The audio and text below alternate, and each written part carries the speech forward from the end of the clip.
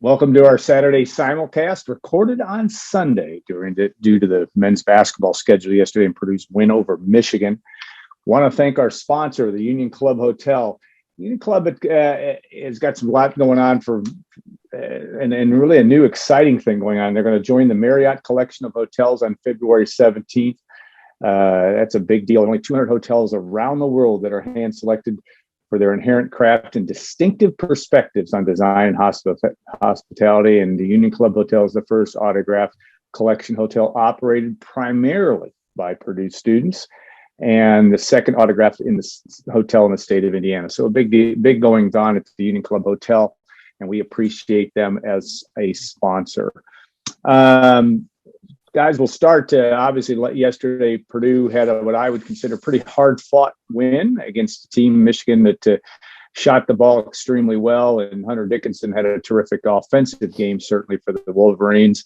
But Brian, I'll start with you. Obviously, it's hard to minimize again a Big Ten win. None of them are easy these days, and Michigan will get a chance at revenge against Purdue on Thursday as well. Yeah, I mean, I feel like people are fretting this game because it got down to 4 with 2 minutes to go. I think that's just kind of a basketball game. You know, I don't think Purdue was ever in a position where that game was over. I don't think this was a game that Purdue led by 25 and it got down to 4. They were up no more than like 12. It got down to 4. I don't think Purdue melted down against the press or anything like that. They turned the ball over twice, and I think they outscored Michigan offensively against their trapping than Michigan scored with it. So I think it was just a Big Ten game. I think it was just a tough Big Ten game against a team with a lot of talent, one really, really good player in Hunter Dickinson, who shot the ball really well. And, obviously, a lot of people shoot the ball really well against Purdue. That is kind of a common theme, but that is sort of what you have to do against Purdue because they are going to give up three-pointers. That's kind of the nature of their defense. And I've said many times over the years that I feel like one of the vulnerabilities of Purdue is the fact that their approach defensively does kind of give opportunities for people to get in rhythms and become better shooting teams than they really are. Minnesota did the same thing. But still, this was a game Purdue led start to finish, never trailed, had a couple opportunities to really separate themselves in this game, couldn't really get it done. I think if you made a few more threes, that would have happened. But I think when we look at that topic, it's more about stringing together stops than it is about making the knockout punch on offense, delivering the knockout punch on offense. I think that in the first half, Michigan was on the ropes and Hunter Dickinson just absolutely positively saved them. And I think that that's a credit to him more than it is an indictment of Purdue. I think when you have a 7'1" guy who can shoot threes like that, shoot jumpers like that, that's obviously a really, really tough matchup. And I think you have to give him a lot of credit for being a great player and playing great yesterday. Yeah. I tell Tom, you what, go ahead, Tom. Sorry. I tell you what, the play of Travion Williams, Brian, I know you outlined it well in your summation yesterday, especially defensively. You talked about the stops late. And when that game could have really been in a lot of peril, they got it down to just a 4-point lead, I think, really late. And things got a little tenuous there. And this is a Purdue team we all know that's not noted for steel curtain defense, but they got the big stops. And did just talk about the play of Travion yesterday. I thought it was obviously very substantial and key, where Edey had some matchup issues with Dickinson. Williams does a little bit better matchup and really helped spark those stops late. I thought to hold off the Wolverines for Purdue to get out of that game with the W yesterday. Yeah, I don't think I would have ever expected to be saying this at any point this season. And I don't have any data to back it up, but it feels like Purdue's a little bit better defensively with Williams on the floor. I think people have realized, if we just put Zach Edey in ball screens all day long, get him away from the rim, make him move his feet. Zach Edey is really mobile for a 7'2", 7'3", 7'4", 300-pound guy. But mobility is relative when you're that big, whereas he's quick and agile and mobile for that size.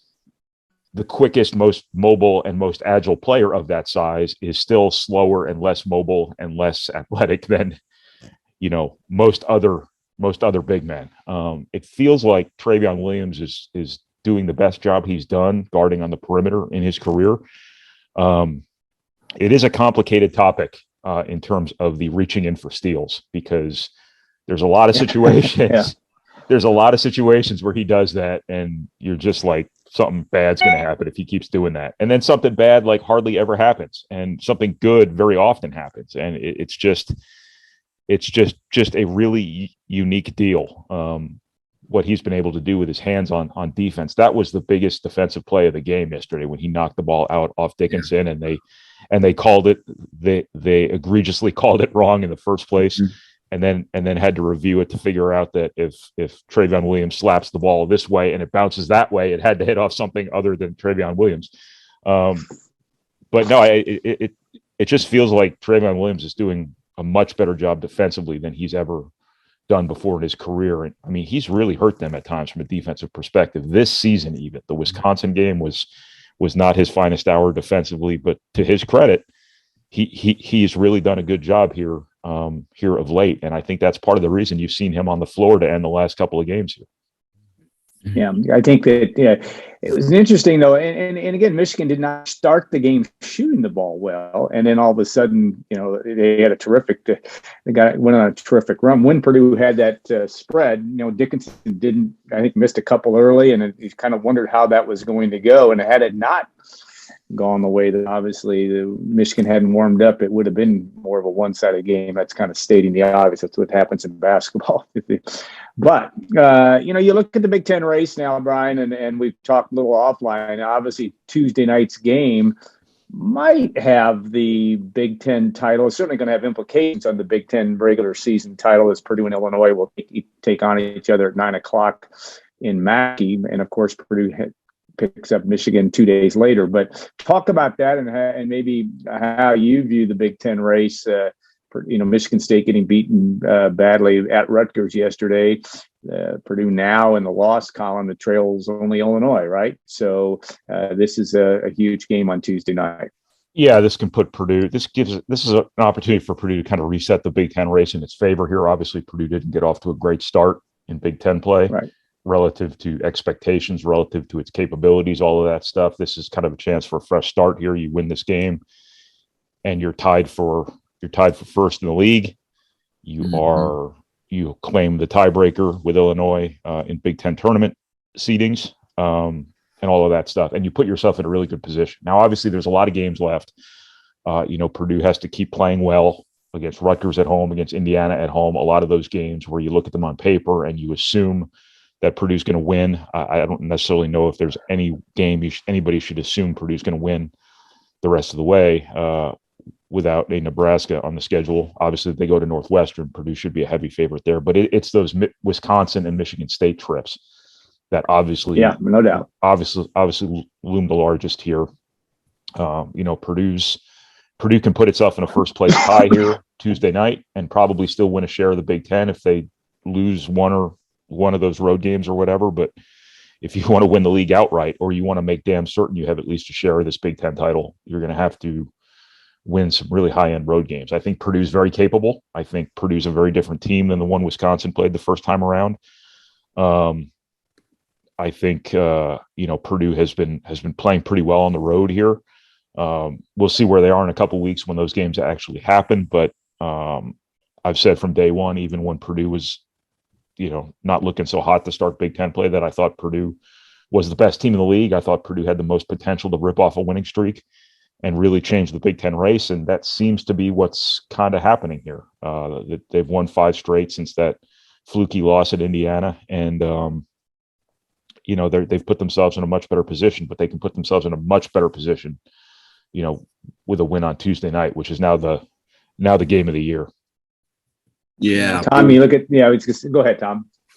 Yeah, it's going to be quite an atmosphere there in Mackey Arena, no doubt. And Brian, I guess I'd love to get your thoughts on how many losses you think the Big Ten champ could have this year, because you sort of outlined some of the hurdles that remain for Purdue. in particular, beginning, of course, again with that Illinois game, having to turn around, go to Michigan State. I know the Spartans are struggling, but it's never an easy task to win up there. And they have to follow that trip to East Lansing with the game at Wisconsin. And we all know the perils of the Kohl Center. And then there's Illinois, of course, coming to Purdue. Illinois still has to go to Michigan State, play host to Ohio State, and they have to go to Michigan. So, it's going to be probably, most people would agree, a race between Illinois and Purdue here to the finish. And I guess I'm always kind of wondering how many losses a Big Ten champ could afford to have in this season, where again there's some awfully big hurdles left for both Illinois and Purdue. Yeah, I mean, it's not outside the realm of possibility that somebody could earn a share of the title with 5 losses this year. I know there's not a lot of games left, but I don't think that's outside the realm of possibility. If somebody could just stand pat at 4, I think they'd be in really good shape. What's kind of funny about this is when you look at what happened yesterday. Had Michigan won at Purdue, had Indiana beaten Illinois at home, you suddenly would have been looking at those 2 teams as kind of being factors in all of this too. But obviously, neither of those teams won yesterday. But I think that it's obviously Illinois, Purdue, Wisconsin, Michigan State, all kind of vying for shares at least of the title. I have a hard time seeing Michigan State having staying power. When you just look at who they've lost to and the circumstances under which they've lost to them, they lost at home to Northwestern, who's horrible in the first place, and they did it without Pete Nance. They lost at Illinois. There's no shame in losing at Illinois, but they lost at Illinois without Kofi Coburn and Andre Curbelo. And that wasn't the final score didn't reflect that game. Illinois was up double digits there, for much of the second half. Who else did they lose to? And then they get boat raced at Rutgers. Obviously, Rutgers is a really tough place to win under normal circumstances. I'm surprised how competitive Rutgers has been this Big Ten season, especially at home. But obviously, they set a pretty good tone for their season by beating Purdue in their first home game of the Big Ten season. But I think that obviously there's a long way to go here. But I think every one of these teams in the race can and will still lose games the rest of the season and share the Big Ten title. Maybe up to 2 losses each. Maybe not each, but at least. I don't know. I don't know what I'm saying here. I think that there are going to be losses the rest of the season for these contenders, most likely, and it's not gonna be one of those deals where you can't. If you lose, you're out, kind of thing. I think the prizes we've talked about every week about is still for Purdue if it can get a number 1 seed and or at least have the opportunity to play in the NCAA tournament at Indianapolis and in Chicago. And maybe another 1 more loss and you still win a share of the Big Ten regular season title and you do well in the Big Ten tournament. That will be another interesting part of this as well for Purdue. And it's crazy because we've had a lot of discussion about losing double-digit leads and then how that's Big Ten basketball. It's hard to know how it's all going to play out. And I like Purdue's chances if it can find a way to get through both of these games this week. I think Purdue will win a share of the Big Ten title. But I agree. We talked offline. Going to Michigan State, Wisconsin, never easy. So that's the Big Ten this year, and it's going to be interesting to see how that plays out. All right, other big news yesterday, and Tom had a lot to report on in terms of Jeff Brom naming his or hiring most of his assistants, I think all of them actually, and getting ready for spring ball. Take us through that in terms of initial thoughts on that and some of what we expected and maybe all of what you expected. I don't know, but how do you view that?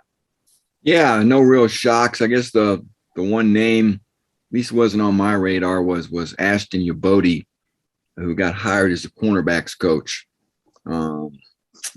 But yeah, again, just to summarize real quick, again, Yabodi's coming aboard to coach cornerbacks, former Ohio State cornerback, NFL player. And then, of course, David Elson's getting promoted from an off-field role and into the linebacking coaching role for the Boilermakers. Then offensively, hiring Garrick McGee, who was working at Florida as a quarterbacks coach. He's going to coach wide receivers. And then Ryan Wallace has just sort of reassumed an on-the-field role for the Boilermakers. He's going to coach tight ends, which he did before, but he's also adding the title of assistant offensive line coach. And then Neil Callaway is still going to have a role just as an analyst, probably a guy who comes in, flies in a couple times a year, offers some input and looks at film when he's home. So that's your staff. I mean, who knows? Maybe there could be more movement. You never want to say never with this crazy world of college football and the coaching carousel, but that's supposedly your staff here heading forward here for the Boilermakers 2022. I guess on the surface, I like it. I'm going to have something on the side hopefully tomorrow where I'll take a deeper dive into these guys. Garrick McGee brings a lot of experience, obviously, as an offensive coordinator at many places, including Illinois and Northwestern. He's a guy I think that can help that room, that wideout room. Talked about David Elson. I know David Elson is very well respected among his peers and among the players at Purdue as well. I think that's going to be a popular move, and I think he'll do a great job. He's, of course, been a head coach, has plenty of coordinator experience too. Talked about Ryan Wallace. Again, he's a good young coach. He's only 31 years old, but he's a guy who knows the personnel, has been there and done that for Purdue. And, of course, Yabote's the X factor, right? Still a relatively young coach. He's only 37, but Youngstown State was his first full-time coaching job. Prior to that, he was in more off-field roles at Miami and University of Wisconsin. But again, a younger guy, an energetic guy, and a guy with some NFL cachet too. He's going to have a lot of good young players to work with, as well as some veterans. So it's going to be fun to watch him dovetail into this Purdue program. So, yeah, on the surface, I like it.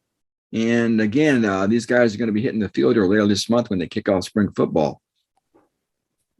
With 14 inches of snow here in West Lafayette, that will hopefully be gone by that point. They'll find a way to get out the field. Brian, you've been chock full of basketball stuff, but any reaction from your standpoint with that staff, just looking at it from a glance and understanding that it's now full? The staff, you mean?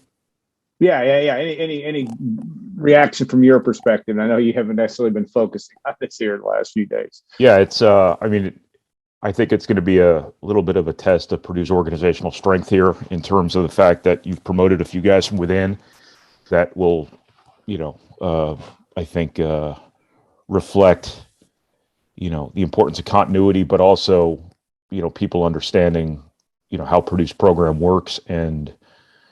Mm-hmm. What Jeff Brom wants and needs from his staff and all of that stuff. So, I kind of, I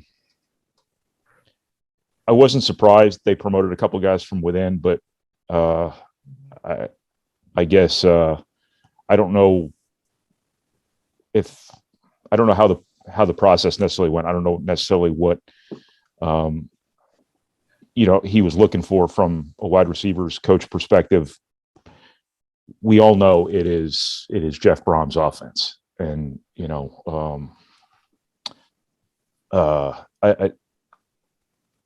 rest of the staff handles their positions. Jeff Brom handles the offense, calls the plays, crafts the game plan, things like that. So I didn't know if he would look for an experienced guy in terms of somebody else to lean on, kind of the way he really embraced defensively last year, collaboration, kind of things like that. So I know he worked a lot with Garrick McGee in the past. Garrick McGee obviously has a really extensive history in college football. So there's another, kind of sounding board from an offensive perspective if he needs, or values other opinions in terms of the direction Purdue's going to go in offensively. Purdue hasn't had a lot of offensive, turnover. They've had a lot of defensive turnover, but they've not had a lot of offensive turnover. So that was interesting to me from a wide receiver's perspective in terms of what Purdue is going to look for from an experience perspective, or if he was just going to simply look for a position guy who was going to be a good recruiter. It'll be interesting to see how he kind of uses Garrick McGee's experience. Is this a collaborative situation like it was on defense last year, or is Garrick McGee here just to coach the wide receivers? That kind of thing. So that's what I was kind of curious about in terms of the offensive opening. I kind of personally from afar, I sort of expected them to bring in another, I don't want to say old head, but somebody with a ton of experience for offensive line, because I think it seems to me like he really valued Neil Callaway's sort of experience from an offensive line perspective. Now, if Callaway is going to stay in the fold in some form or another, obviously that takes care of it. Ryan Wallace has obviously proven himself as a guy who can coach at this level. I thought he did a good job with Purdue's tight ends before, insofar as I can tell from a distance. But I did kind of figure there might be another really experienced offensive line guy coming in some form. David Ellison, that didn't surprise me at all. He had been basically functioning as Purdue's linebackers coach on the recruiting trail here this winter. Don't know anything about Ashton Yabodi, but I'm getting tired of people I covered in recruiting becoming not only adults but college football coaches at the program I happen to cover. It makes me feel really old, but that's my problem, not theirs. But anytime you have NFL credibility on your staff, and Purdue has a ton of it now, I think that's a pretty good deal. I think Garrick McGee's got some NFL experience, doesn't he, from a coaching perspective? Yeah, Jaguar. I think that was a long time ago, but nevertheless, at any time you can go out in recruiting and say, we know what works in the NFL, that's a very positive thing. Now you've got Brian Brom, you've got Jeff Brom, you've got Ashton Yabodi, and you have some real NFL connections here. Mm-hmm.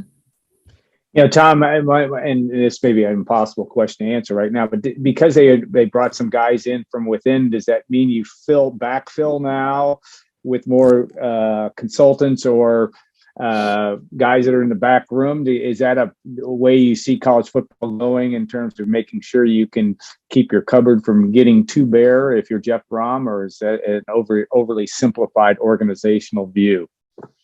Well, I'm sure they'll have a few analysts. I'm not sure who those guys will be. Or Purdue never has an analyst staff that's as robust as some of these SEC schools. It's kind of crazy. Yeah. The college of coaches, a guy like Nick Saban is able to assemble just in analyst roles. But yeah, Jeff Brom, I'm sure he wants to make sure he's got his share of eyeballs, helping out the program behind the scenes, if you will. And to Brian's point about Garrick McGee, Garrick, his ties to Jeff Brom are pretty deep. Garrick was the head coach at UAB in 2012 and 2013, and Jeff Brom was his quarterbacks coach and offensive coordinator. And they both have extensive ties to Bobby Petrino. Of course, Garrick McGee worked for Petrino at Arkansas, and we all know Jeff Brom worked for Coach Petrino when he was at Louisville as well. So a lot of ties there. And the one X factor, I guess the one unknown that still looms or hovers over this coaching staff news is there's no official word, guys, on who's going to call the defense. That was a job handled by Brad Lambert last year. Though there were 3 co-coordinators, Brad was the guy on Saturdays who pushed the buttons. Who's going to do that this coming year? I think we all think it's going to be Ron English, who remains as the secondary coach. And Ron English has head coaching experience and plenty of defensive coordinator experience too at Louisville, San Jose State, and even Michigan for Lloyd Carr. So no official word yet. But again, I think that's something that's probably going to happen. Ron English most likely is going to be the guy who, again, when push comes to shove, comes Saturday when they have to call defenses, it's going to be him most likely doing that from the press box. Well, interesting. Go ahead, Al, Brian. This is kind of what I mean by shot here. This is kind of what I mean by organizational strength. Like you brought in some analyst types last year. And they were around the program. They know the players. They know the systems. Can those guys move right in and kind of make a seamless transition here? Can continuity be on your side? Can assuming Ron English is the play caller, do they just keep doing exactly what they were doing when Brad Lambert was calling the plays? Can you just promote from within and not really miss a beat? I don't want to compare any college program in college football to Alabama because there's only one Alabama, I think. But what Saban's always been able to do is he's been able to bring in these guys on the Nick Saban coaching rehabilitation plan. They come in as analysts, and then when they lose a coordinator, they've got like a NFL head coach sitting there waiting to become their offensive coordinator. And then that guy leaves, and then the next guy they brought in, is able to move right up. Now, Nick Saban is doing that with like Bill O'Brien's and Butch Jones's. Yeah. Purdue's doing it with David Elson's, and that's perfectly fine. But can that continuity really apply at Purdue at scale like it does at a place like Alabama? I think that's what I meant before when I said this will be a good test of their organizational strength. Yeah, I will now. I think it's going to. Go ahead, Tom. Rick, I feel pretty confident in saying that nothing's going to change schematically here. It shouldn't. That's good. Jeff Brom laid the template out prior to last year. This is what he wants schematically, aggressiveness wise, coverage wise. So that's going to stay the same. It's going to be a matter of whoever's brought in, whoever's in new roles, picking up with what Brad Lambert left last year. So again, don't expect any changes schematically or stylistically, I should say too. But like Brian said too, there's still the unknown, the nebulous unknown of chemistry and development and getting everybody on the same page. So again, it's going to be a great opportunity for these guys to get running here, like I said, later this month on February 28th when spring football starts. Yeah, going to be an interesting storyline to watch. All right, guys, thank you. And we will put this Saturday simulcast to a close, and we'll be back next week. Let's see, we've got a game on the men have a game on Sunday, so we'll have a Saturday simulcast on Saturday next week. But want to thank the Union Club Hotel. Also, a reminder too that the 811 Modern Bistro is offering a special menu. This is for both of you guys to remember. Celebrate Valentine's Day. The chef's chosen menu is available starting on the 12th through the 14th, and Valentine's Day. You better put it on your calendar next week. Be sure to make your reservations before it's too late at the 811 Bistro. So, guys, that's your parting shot for today to remind. But thank you both, and all of you out there that are watching and listening. We appreciate you as well. We'll see you next week on our next Saturday conversation. There'll be a lot to talk about. It'll be a busy week in men's basketball as well. Have a great week, everybody.